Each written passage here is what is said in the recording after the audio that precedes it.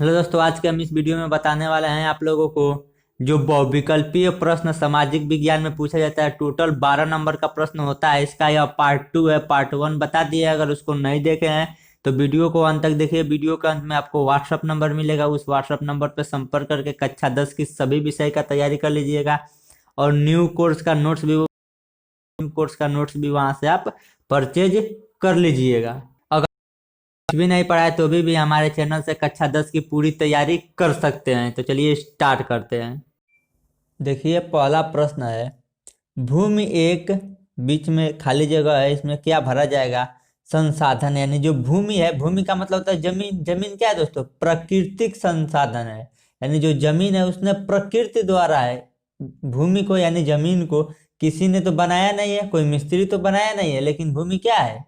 भूमि क्या है? प्रकृति के द्वारा दिया हुआ है। तो भूमि एक प्रकृति संसाधन है। अगला बहुत इंपॉर्टेंट प्रश्न है दोस्तों, कह रहा है निम्नलिखित में से मिट्टी का प्रकार नहीं है। यानी कौन सा मिट्टी का प्रकार नहीं है? तो कौन है दोस्तों इन सब में? सीमेंट। सीमेंट क्या है? मिट्टी का प्रकार नहीं है। जो सीमेंट होता है घर बनाने के लिए आता है, वो सीमेंट क्या है? मिट्टी नहीं है। वो सीमेंट है, मिट्टी नहीं है। या काली है, वो भी मिट्टी होती है। पीली मिट्टी होती है। लेटराइट भी मिट्टी का नाम है, लेकिन जो सीमेंट है वो मिट्टी नहीं है। अगला प्रश्न है दोस्तों, निम्न में से कौन सा अजैविक संसाधन, यानी जो अजैविक यानी जिसमें जीव नहीं है? तो पहला है चट्टान। चट्टान में तो जीव नहीं होता है दोस्तों। लेकिन दूसरा ऑप्शन है पशु। पशु में जीव होता है। पेड़ में भी जीव होता है। वैज्ञानिकों द्वारा माना गया है दोस्तों, जो पेड़ पौधा होता है उसमें जीव होता है। यह वैज्ञानिकों का मानना है। मछली में भी जीव होता है, लेकिन चट्टान में जीव नहीं होता है। तो जिसमें जीव नहीं होगा उसे क्या कहेंगे? अजैवीय। अजैवीय मतलब जिसमें जीव नहीं है। अब देखिए अगला प्रश्न। अगला प्रश्न है दोस्तों, निम्नलिखित में से किस राज्य में काली मिट्टी पाई जाती है? काली मिट्टी किस राज्य में पाई जाती है दोस्तों? गुजरात में काली मिट्टी पाई जाती है। अगला प्रश्न है दोस्तों, पर्वतों पर मृदा अपरदन का साधन है। यानी जो पर्वतें हैं उस पर मृदा अपरदन का साधन है हिमनद। क्या है दोस्तों? हिमनद क्या है? पर्वतों पर मृदा अपरदन का साधन है। बहुत इंपॉर्टेंट क्वेश्चन है दोस्तों। अगला प्रश्न देखिए। अगला प्रश्न है, लाल पीली मिट्टी पाई जाती है। जो लाल भी हो और पीली भी हो, तो लाल और पीली यानी दोनों एक ही में मिट्टी पाई जाती है। कहाँ पे? दक्कन के पठार में पाई जाती है। जो लाल पीली मिट्टी है दोस्तों, वो दक्कन के पठार में पाई जाती है। पंजाब में भूमि निजीकरण का मुख्य कारण है। जो पंजाब है दोस्तों, देखिए में किसान आंदोलन चल रहा है, तो यह इसी के कारण चल रहा है। किसके कारण? भूमि निजीकरण के कारण। तो यह सरकार क्यों लाई है, क्यों लगाई है? तो इससे क्या फायदा? इससे अधिक सिंचाई होगी। पंजाब में भूमि निजीकरण का मुख्य कारण क्या है? मुख्य कारण यह है अधिक सिंचाई, यानी अधिक उपज होगी, अधिक अनाज होगा। इस जो निजीकरण, भूमि निजीकरण, जो 3 काले कानून बोले जा रहे हैं, उसका यही फायदा है कि वो इससे अधिक सिंचाई होगी। निम्नलिखित में से कौन सा नवीकरण योग्य साधन नहीं है? जीवाश्म ईंधन। क्या दोस्तों? जीवाश्म ईंधन। जीवाश्म ईंधन क्या है? नवीकरण योग्य साधन नहीं है। अब देखिए अगला प्रश्न, कपास की खेती के लिए कौन सी मृदा उपयुक्त है? यानी जो कपास की खेती की जाती है उसके लिए कौन सी मृदा यानी कौन सी मिट्टी अच्छी होती है? तो वो है काली मिट्टी। क्या दोस्तों? काली मिट्टी कपास की खेती के लिए अत्यधिक उपजाऊ होती है, यानी अत्यधिक उपयुक्त होती है। बहुत इंपॉर्टेंट क्वेश्चन है दोस्तों, इसको ध्यान से देखिए। Rio de Janeiro. क्या दोस्तों? रियो डी जेनेरो में पृथ्वी शिखर सम्मेलन का आयोजन किस वर्ष हुआ था? तो 1992 ईस्वी में। कब हुआ था दोस्तों? 1992 ईस्वी में क्या हुआ था? रियो डी जेनेरो का पृथ्वी शिखर सम्मेलन आयोजन हुआ था। देखिए अगला प्रश्न है, भारत में कितने प्रतिशत स्तनधारियों में लुप्त होने की खतरा है? कितना प्रतिशत है दोस्तों? 20% स्थलधारियों में लुप्त होने की खतरा है।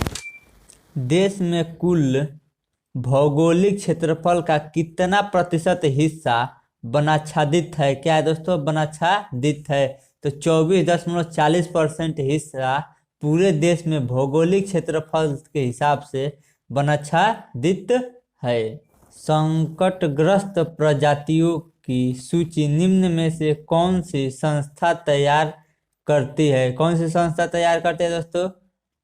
आईयूसीएन संकटग्रस्त प्रजातियों की सूची निम्न में से संस्था तैयार करती है। कौन दोस्तों? आईयूसीएन।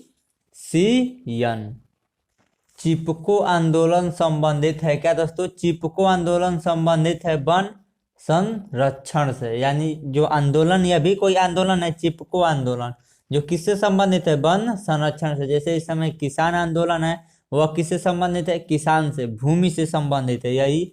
और यह जो चिपको आंदोलन था वह किससे संबंधित था? वन संरक्षण से संबंधित था। भारत में सबसे पहले वन एवं वन्य जीव संरक्षण अधिनियम किस वर्ष लागू किया गया? तो 1972 ईस्वी में लागू किया गया। क्या लागू किया गया दोस्तों? भारत में सबसे पहले वन्य एवं वन्य जीव संरक्षण अधिनियम कब लागू किया गया? 1972 ईस्वी में। अब देखिए अगला प्रश्न है, टाइगर प्रोजेक्ट किस वर्ष आरंभ किया गया? तो 1973 ईस्वी में क्या किया गया दोस्तों? टाइगर प्रोजेक्ट को आरंभ किया गया। देखिए अगला प्रश्न है और यह बहुत इंपॉर्टेंट है। देखिए इनमें से कौन सा टिप्पणी प्राकृतिक वनस्पति जात और प्राणी जात के ह्रास का सही कारण नहीं है? कौन सा दोस्तों? पशुचारण और ईंधन, लकड़ी एकत्रित करना। इनमें से कौन सा संरक्षण तरीका समुदायों की सीधी भागीदारी नहीं करता? क्या दोस्तों? सीधी भागीदारी नहीं करता। वन्य जीव पशु विहार का परिसीमन। सुंदरबन राष्ट्रीय पार्क किस राज्य में है? तो पश्चिम बंगाल। पश्चिम बंगाल में कौन सा है दोस्तों?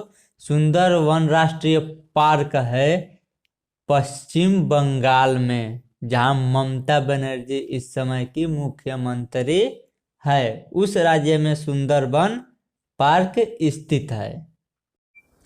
भारत विश्व का वृष्टि मात्रा का कितना प्रतिशत प्राप्त करता है? तो 4%। कितना? विश्व में सर्वाधिक यानी सबसे अधिक वर्षा यानी बारिश किस स्थान पर होता है? तो मानसिन राम में। जो पूरा विश्व है उसमें सबसे ज्यादा बारिश कहाँ पे होता है दोस्तों? मानसिन राम में। भारत की पहली नदी घाटी परियोजना किस नदी पर बनाई गई? तो दामोदर पर। यानी पूरे भारत में पहली नदी घाटी यानी नदी पर घाटी परियोजना दामोदर नदी पर बनाई गई। बहुउद्देशीय परियोजना को किसने आधुनिक भारत का मंदिर कहा?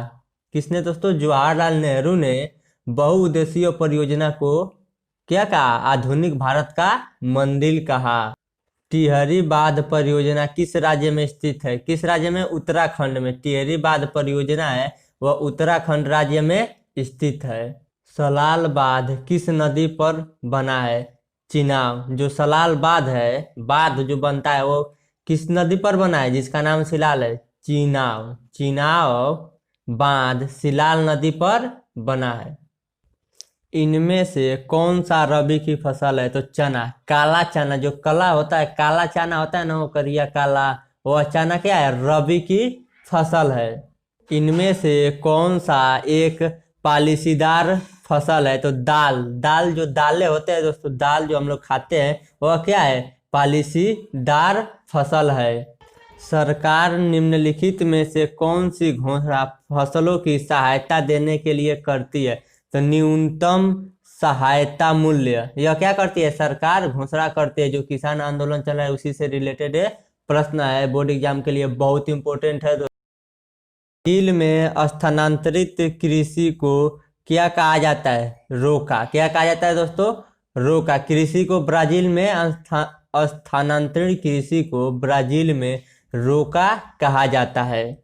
निम्नलिखित में से कौन सा राशेदार फसल है? राशेदार फसल कौन सा है दोस्तों? जो जूट जिसमें राशा होता है, यानी राशेदार, रेशेदार, जिसमें रेशा नहीं होता है, रेशेदार फसल कौन सा है? जूट क्या है? रेशेदार फसल है। निम्न में से कौन खरीफ की फसल है? चना, धान और कपास। तो इस दोनों में से कौन? और चौथा ऑप्शन है ख और ग दोनों, यानी जो यह ख है और यह ग है, तो यह दोनों है, धान और कपास दोनों क्या है? खरीफ की फसल है। तो ऑप्शन ख भी है और ऑप्शन ग भी है। तो ये इससे अच्छा, सबसे अच्छा ऑप्शन घ सही है। ख भी और ग भी दोनों ऑप्शन सही है, तो इसलिए घ को हम ट्रिक मार देंगे। तो निम्नलिखित में से कौन सा खरीफ की फसल है? चना और कपास। निम्न में से कौन सा रबी की फसल है? रबी की फसल कौन सा है दोस्तों? गेहूं। गेहूं क्या है? रबी की फसल है। भूटान आंदोलन किसके द्वारा आरंभ किया गया? विनोबा भावे। विनोबा भावे के द्वारा भूटान आंदोलन प्रारंभ किया गया। इस प्रश्न को ध्यान, तो यह बहुत ही इंपॉर्टेंट है, दिया है। निम्नलिखित में से कौन सा खनिज अपक्षयित पदार्थ के अवशिष्ट भार को त्यागता हुआ चट्टानों के अपघटन से बनता है? बॉक्साइट। कौन सा पदार्थ बनता है दोस्तों? बॉक्साइट पदार्थ है जो बनता है। देखिए अगला प्रश्न है, झारखंड में स्थित कोरडमा निम्नलिखित में से किस खनिज का अग्रणी उत्पादन है? अभ्रक। अभ्रक का क्या है? उत्पादन है। कौन? झारखंड। निम्नलिखित चट्टानों में से किस चट्टान के स्तरों में खनिजों का निक्षेपण और संचयन होता है? तलछटी चट्टान। कौन सा चट्टान दोस्तों? तलछटी चट्टान। अब देखिए अगला प्रश्न है, अगला प्रश्न है, झरिया प्रसिद्ध है। झरिया प्रसिद्ध है किसके लिए दोस्तों? कोयला के लिए, यानी जो झरिया है वहां पे क्या मिलता है? कोयला। तो कोयला के लिए प्रसिद्ध है झरिया। निम्नलिखित में से कौन सा गैर परंपरागत ऊर्जा का स्रोत है? तो सौर ऊर्जा। सौर ऊर्जा यानी सोलर है दोस्तों। भारत में पवन ऊर्जा का विशाल केंद्र कहाँ स्थित है? तो तमिलनाडु में। पवन ऊर्जा यानी जो हवा से ऊर्जा बनाया जाता है वो कहाँ पे है दोस्तों? तमिलनाडु में। अंकलेश्वर किसके उत्पादन के लिए प्रसिद्ध है? तो पेट्रोलियम। पेट्रोलियम के लिए अंकलेश्वर क्या है? प्रसिद्ध है। मुंबई हाईवे प्रसिद्ध है। मुंबई का जो हाईवे है वो किसके लिए प्रसिद्ध है? तेल शोधक कारखानों के लिए, यानी जो मुंबई हाईवे है वहां पे तेल शोधक कारखाने हैं। देखिए अगला प्रश्न है, निम्नलिखित में से कौन दो दूरस्थ स्थित स्थान पूर्वी और पश्चिमी ग्वालियरों से जुड़े हैं? यानी जो पूर्वी पश्चिमी ग्वालियरों से जुड़ी है, कौन कौन दो स्थान? सिलचर तथा पोरबंदर। यानी सिलचर और पोरबंदर पूर्वी पश्चिमी गलियारों से जुड़ी है। निम्नलिखित में से परिवहन का कौन सा साधन वाहनांतरण हानियों तथा देरी को घटाता है? कौन सा दोस्तों? पाइपलाइन। क्या? पाइपलाइन। निम्नलिखित में से कौन सा राज्य हजीरा विजयपुर जगदीशपुर पाइपलाइन से नहीं जुड़ा है? तो महाराष्ट्र। कौन सा दोस्तों? महाराष्ट्र राज्य पाइपलाइन से नहीं जुड़ा है। इनमें से कौन सा पतन पूर्वी तट पर स्थित है? अंत स्थलीय तथा अधिकतम गहराई का पतन है तथा पूर्ण सुरक्षित है। विशाखापट्टनम। क्या दोस्तों? कौन सा? विशाखापट्टनम। निम्नलिखित में से कौन सा परिवहन साधन भारत का प्रमुख साधन है? तो सड़क परिवहन। क्या दोस्तों? सड़क परिवहन। सड़क परिवहन यानी जो सड़क पर वाहन चलती है, गाड़ी बाइक, वही है सड़क परिवहन। वो भारत का प्रमुख साधन है। जैसे टेम्पू से कहीं जाते हैं, बस से जाते हैं, या सड़क परिवहन हो गया। तो यह सबसे प्रमुख है। रेल परिवहन होता है जो पटरियों पर चलता है, वो प्रमुख नहीं है। उससे ज्यादा प्रमुख क्या है? सड़क परिवहन है।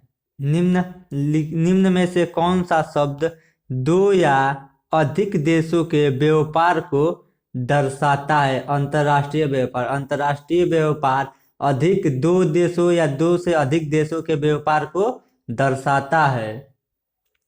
भारत का सबसे लंबा राष्ट्रीय राजमार्ग यानी एनएच में कौन सा है? NH 44। जो NH 44 राजमार्ग का मतलब होता है रास्ता है, वह सबसे क्या है? लंबा है भारत में।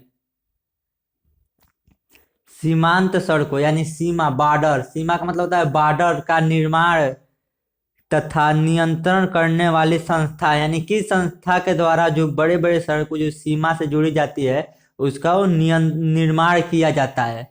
तो सीमा सड़क संगठन ने सीमांत सड़कों का निर्माण करती है। बड़ी लाइन की चौड़ाई क्या है? जो सबसे बड़ी लाइन है उसकी चौड़ाई क्या है दोस्तों? 1676 मिमी, यानी 1676 मिमी सबसे बड़ी लाइन है, उसकी चौड़ाई है। अब देखिए अगला प्रश्न, निम्न में से किस वस्तु का निर्यात भारत में नहीं है? उर्वरक। निर्यात का मतलब होता है जैसे दूसरे देश से अपने देश में अगर कोई वस्तु लाया जाता है, जैसे चाइना का सामान लाया जाता है, उसे निर्यात किया जाता है। क्या किया जाता है? निर्यात। इसमें निम्नलिखित में से कौन सा वस्तु निर्यात भारत नहीं करता, यानी भारत नहीं लेता है? उर्वरक को भारत अपने अंदर दूसरे देश से नहीं मंगाता है। तंबाकू भी मंगाता है, चाय भी मंगाता है, काफी भी, लेकिन उर्वरक क्या करता है? भारत में निर्यात नहीं